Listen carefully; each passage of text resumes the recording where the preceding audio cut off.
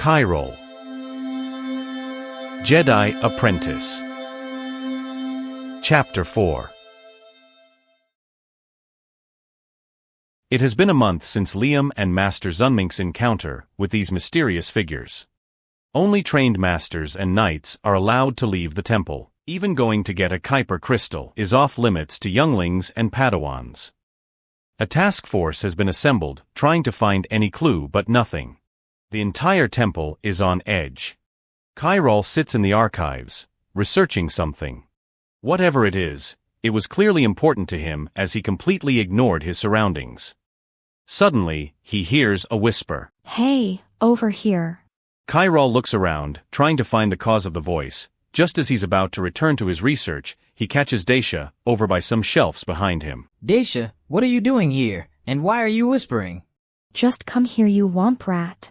Reluctantly, Kyrol gets up from his seat, trying his best to hide what he was researching. Okay, what is it? You better not be wanting another fight. Dasha shakes her head. No, it isn't. I just wanted. I'm sorry for what I said and to say thanks for covering for me. Master Harkin would have killed me if he learned I was fighting again. I hope your master wasn't too harsh on you. The two stand there awkwardly for a moment. So, what were you researching?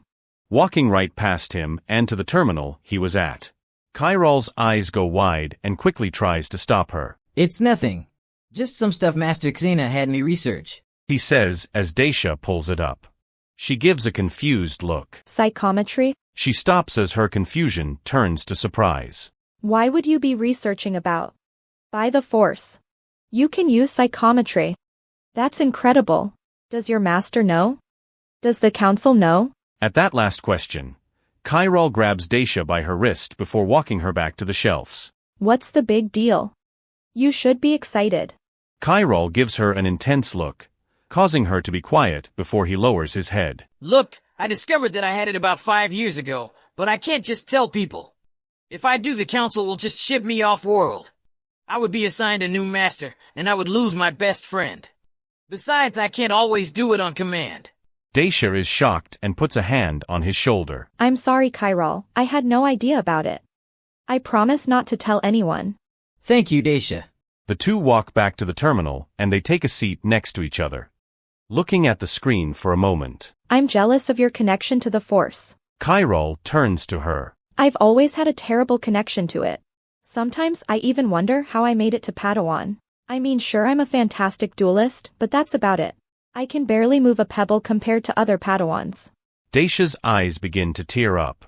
Kyrol thinks for a moment, scratching his head before getting an idea. I meant what I said when we first met. I'd be happy to help you get better. You mean it? You'll really help me. Kyrol nods his head as Dasha smiles brightly. Thank you, and I promise, no fighting this time. She says as she gets up and leaves the archives. Meet me later in the meditation chamber. I wouldn't miss it. Kyrol continues his research into psychometry, finding many different texts from past masters who had this ability. As he studies one article intensely, another Jedi Master goes up to him. Everything okay, Padawan? Yeah, I'm just studying. As he turns to face the Jedi, he realizes that the Jedi was the same tall Nautolan wearing darker Jedi robes that told Master Xena about their mission. What is that you're looking at? Says the Jedi as he moves closer to the screen. Kyrol gets nervous and tries to come up with an excuse, but he is too late. Psychometry. Tell me why you would be researching that. I was just curious. I heard some masters talking about it, and I wanted to know what it was. The master gives a look that Kyrol can't quite place. I believe we haven't been introduced, Padawan. I'm Jedi Master Jot. Kyrol bows, showing respect to a master. He suddenly has a realization. You're the one in charge of the task force. Have you found any new leads? Master Jot shakes his head. Sadly, no. These attacks seem to have disappeared for the moment, but I know they're still out there, waiting for the time to strike. He says in a very serious tone. You know, Padawan, I feel like this is all the Jedi's fault. After the Sith's extinction, the Order is trying too hard to keep us and the future students from falling to the dark side. Someone is bound to use it to their advantage. But that's just my view. Stay safe, Padawan. and don't be late again for training.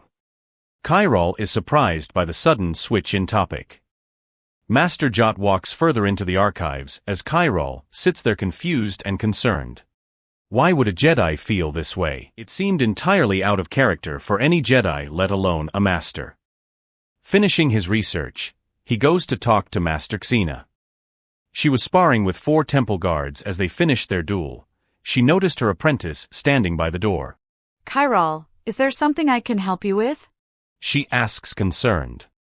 Master, I talked to Master Jot and he told me some interesting views about the Jedi. Taking a moment to collect herself, she spoke. Master Jot has interesting views on the Jedi, but I trust him with my life. He's a good person at heart. You have nothing to worry about.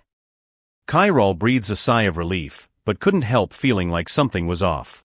That's good to hear, he says as he leaves the room. Where are you off to? Kyrol turns his head around. I'm going to the meditation chamber to meet with Dasha. Master Xena raises an eyebrow. She wanted me to help her with something, but I promised no more fights. Very well, off you go then. Kyrol enters the meditation chamber, immediately feeling the peace and serenity of the room. Sitting down on the marble floor was Dasha, trying to meditate. She opens her eyes, seeing Kyrol. A part of her was surprised he actually showed up. He could have easily lied to her as payback, but another part of her was happy he was here. Let's begin. Kyrol sits next to her, and both assume a meditative position. Close your eyes, Dasha, and clear your mind. They sit there in silence for a few minutes before Dasha opens her eyes. I can't. It's not working. She says in complete frustration. She gets up and begins to pace as Kyrol sits there and thinks for a moment. I have an idea. Sit down across from me and face my direction. Dasha begrudgingly agrees to this and does as he asks. Now close your eyes and give me your hand. Dasha gives a confused look, but decides to trust him. Kyrol grabs her hand and slowly places it on the marble floor. Now relax. Breathe in and out. What do you feel?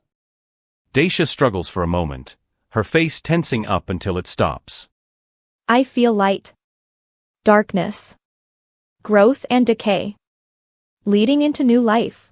I feel the Force. Dasha opens her eyes as a tear falls down her cheek. I felt it. I felt the Force. Kyrol softly smiles, knowing that he has helped someone who could have been a rival. I'm ready to try it on the stones. She says as she quickly gets up and faces the small stones around the garden. Okay. Remember, just like before. Reaching out her arm, trying to lift one stone. At first nothing, it barely moved an inch off the ground, but as she continued the small rock slowly began to lift off the ground. Dasha opens her eyes and is ecstatic that she did it. I did it. I actually used the Force for real. Before Kyrol can congratulate her, Dasha instinctually hugged him. She opens her eyes noticing what she did and quickly pulls back. While hugging wasn't frowned upon at the temple, they were very uncommon and most definitely awkward. Well, looks like you have a knack for teaching, Kyrol. But I think the blade is far better than the Force. Both turn around to see who was talking. Liam, what are you doing here? Liam gives a sarcastic smirk. We were supposed to meet by the great tree, but you never showed up. Kyrol's eyes shut in embarrassment. Sorry, Liam. I was helping Dasha, and I must have lost track of time.